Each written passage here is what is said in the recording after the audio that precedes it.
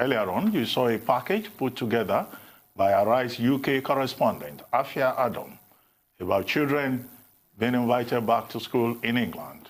And now back here in Nigeria, 2 days ago, the Presidential Task Force on COVID-19 issued a guideline that will restrict children from attending churches and mosques despite the approval of resumption of religious activities.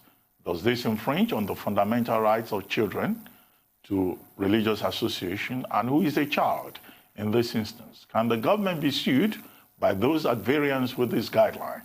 Joining us now to explore these questions and more is Taiwo Akinlami, a public interest lawyer and solicitor of the Supreme Court of Nigeria, child rights activist, UNICEF consultant, social worker, and a social empowerment advocate. Taiwo Akinlami, good morning and welcome to the morning show. Thank you for having me, Doctor. It's my pleasure to be with you this morning. Yes, yes. And Tundun is here also, so it will be the two of us having this conversation with you. But very quickly, we would like to take your reaction to the directive by the federal government that whereas churches and mosques and other places of religious worship could reopen whenever the state governments so decide and how they decide to go about it in line with existing protocols. But children should be kept away from places of religious worship. Is this an erosion of the fundamental rights of children to also worship, to also associate, or there is no issue here? Well, there's a lot of issue. I think that the number one thing I want to address is the lack of understanding at the federal level of how federating units operate. Now, you cannot sit on the Mount Olympus of the federal government in Aso Rock and decree what states should do. We've seen this in the way the federal government has handled their responses or reaction to the COVID-19 pandemic. Lagos State, was one of the first states to respond and respond well, maybe because Lagos State is an epicenter of the COVID-19 pandemic. But while Lagos State was trying to take measures, the federal government, through the president, had an address where the federal government ordered a lockdown, which again disrupted the reaction of Lagos State to these issues. Now, so when you cannot, I don't think it is right when we talk about federalism that you decide that irrespective of what happens in any state, religious places of worship should be opened according to the guidelines to be set up by the state, but you gave and take. Then the same power that you gave to the state government, which state government should have ordinarily under the Constitution, you now take it back by saying that there is a level to which they cannot get to, which is that children cannot worship. I think if you look at the Child Rights Act 2003, what the Child Rights Act did was to leave the entire chapter 4 of the Constitution and put it in the Child Rights Act, recognizing that children are human beings and every right that adults enjoy, children should also enjoy. So when you look at that, there's freedom of association, freedom of worship. Then when you look at Child Rights Act itself, there are 4 baskets of rights: survival rights, developmental rights. Under developmental rights, there are 3 areas that the law enjoins us to cater for. We are talking about the development of the spirit, development of the soul, development of the body. Then you look at participation rights under the Child Rights Act, which is the right of children to participate in matters that concerns them. So when you look at it from the perspective of the law, I think the federal government has goofed. It has not taken into cognizance the rights of the Nigerian child, and I'm not surprised. It seems that has been the way we have operated. When we want to solve a problem, the number one casualty is the children, and it ought not to be so. Surely you're not suggesting that children can only worship in a mosque or church or whatever. Children can worship anywhere, same as adults. So why are adults going to church? And why are adults going to mosque? Everybody should worship at home. We've been doing that for some time. Now, when the adults go to church, where do they keep their children? With goats? With wolves? With who? So that's the fundamental issue. You see, when we are trying to solve a problem, I admit that the coronavirus issue is a global issue that people are trying to understand. Government is trying to understand it. Scientists are trying to understand it. Journalists are trying to understand it. So it's a major problem. We are learning on the job in trying to respond to it because it's a kind of situation that we have not seen in 100 years. There's nobody alive today who was alive in the 1918 Spanish flu or the Black Death in 1913 or thereabouts. But so it is it is a problem that we have not seen before. So many of us are trying to respond, but there are fundamental principles we must take into consideration in trying to respond to the situation. We may not know exactly what to do. We must know what we must not do. What we must not do is to deprive a set of people of their rights, of their entitlement, moral and legal entitlement, in the name of solving a problem. So if you want to, so what we are saying is that parents should go to church or mosque, that they should leave their children with their laptop or their iPad or their phones. That is such a reach, of course not. And it's a guideline. If you are a parent who does not have childcare options, then you cannot go to church. It's a guideline. Hence, Lagos and Kaduna saying, even though the guidelines allow them to open religious centers, they will not be doing so. So parents as well, are you suggesting now that because I'm at work now, my children should be at school, that it erodes their rights? I can't really follow your logic. Sir, your children are not employed by Arise TV. They are not staff of Arise TV. So they don't have any obligation. I never suggested that they were. No, they don't have any obligation to follow. You see, madam, wait. Can you wait, please? I mentioned school, not work. You said, can your children follow you to work? No, I never said that. I said, while I'm at work, must my children go to school? By me keeping them at home, am I impeding their rights to movement, their freedom to movement? You see, it's the same argument, madam. Now, this is the point. You can go to work. You make arrangements for your children. There's no law today that says you can go to work, but your children cannot go out. There's no such law. What we are saying when it comes to the places of worship is that why is it convenient for government to think about reopening churches and mosques and saying that children should be kept at home? Why is it convenient for the government? What is good for the goose is good for the gander. I'll tell you why. Because in a lot of cases, children do not sit in a worship center with their parents. Children go to school with children their age, whether in a mosque or in a church. Yes. So if the government is keeping children out of school, it follows that they will also keep them out of religious schools. Those are schools as well, where they'll socialize, they'll hug, they'll play, they might not wash their hands. It's for their protection. Okay, well, let me quickly advise that keeping children from places of worship is against the laws of the land. Constitution of Nigeria, 1999 Constitution as amended. It's against the Child Rights Act of Nigeria. Now, protection is a right of children. So that's another leg. What we need to understand is that the parents that are going to church, they also have right to life. Why are they going to church? Or why are they going to mosque? They also have right to life. It means the church and the mosque or the shrine, they're going to put in place certain measures to ensure that parents are safe. Parents and the people who can go to church now, there's no vaccine against coronavirus. They have not been immune against the virus. They too, they can catch the virus. Social distance. Look at where I'm having this interview now. I'm far away from you.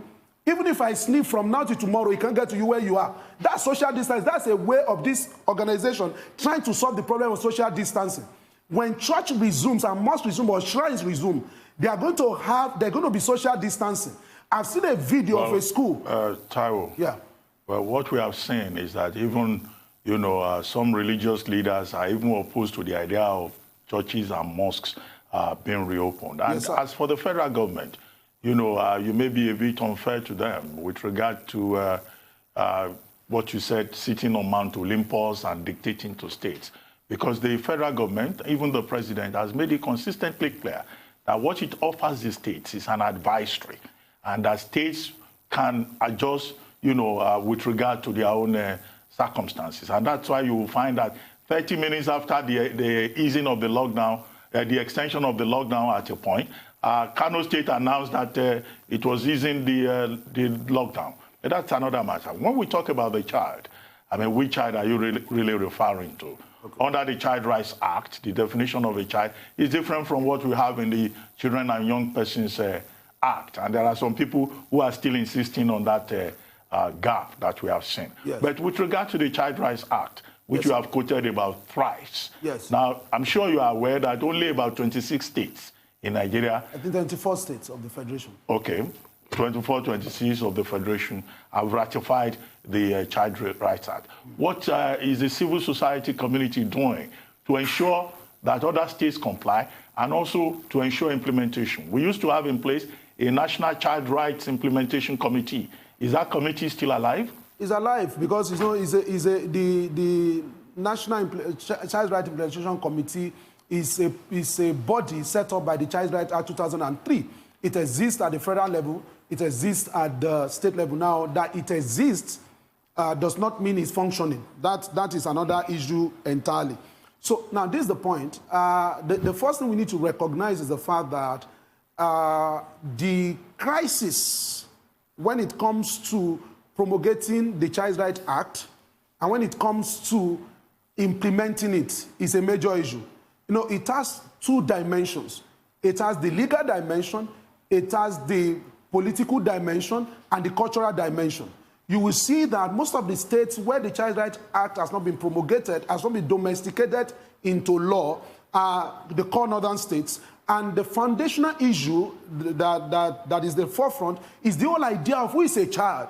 You know, there's a context at that level. What the Child Rights Act has done as a law that is trying to bring to bear the provisions of the Convention on the Rights of the Child, which is domesticating that ratified, that Convention on the Rights of the Child. Taiwo, sorry to interrupt you. We need to take a short commercial break. When we return, you can comment further on the Child Rights Act. Thank you very much. We'll be right back.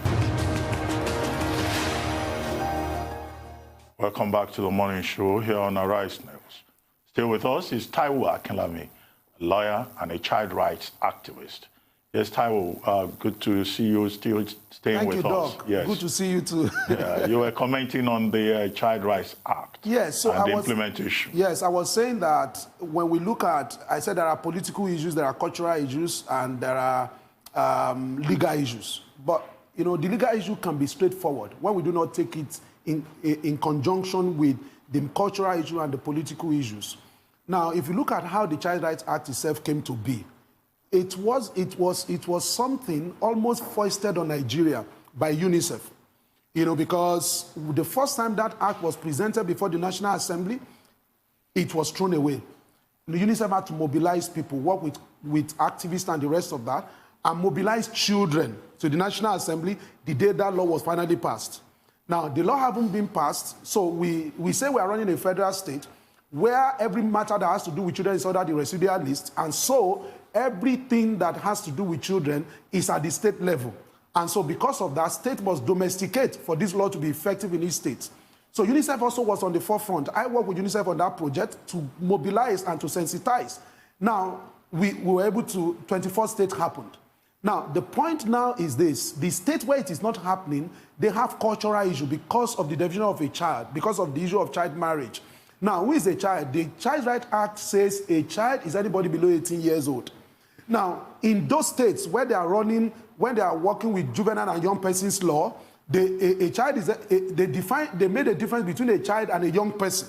A child is anybody below 18, a young person is anybody below 16 or thereabouts. So when you find that, we need in our advocacy, we need to minister to that agitation, that commitment or that concern. It is easy to say they must pass the law. Their conclusions are not genuine. Their conclusions are not in tandem with social justice and all of that. But you see, that is the action. That is how we have addressed it for so long, and we have not found a solution. So my thinking is this: we need to sit down by way of community dialogue, by way of conversations, to really address the fears of those who think that once we define a child as anybody below 18, it begins to affect the whole issue of child marriage and the rest of it. Now, we need to address that. Then the state government in those places need to be up and doing, the state government and the lawmakers. It's one thing for you.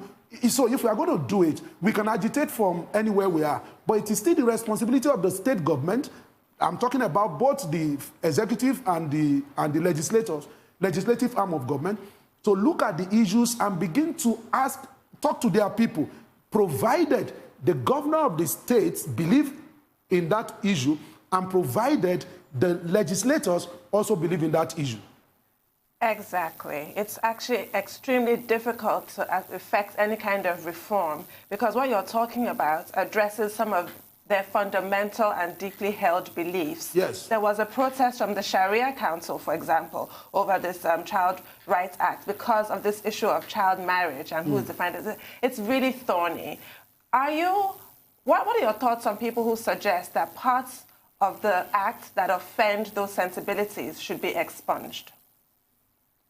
Well, it's a catch-22 situation, because if you expunge, for example, if we say we expunge the whole idea of who is a child, and we adopt the definition of juvenile and young persons law of that particular state, or juvenile and young persons act, which, by the way, at the federal level is being abrogated by the promulgation of the Child Rights Act, and at the state level, each state that has promulgated the Child Rights Law has also, the Child Rights Law of those states have also automatically abrogated the Juvenile and Young Persons Law.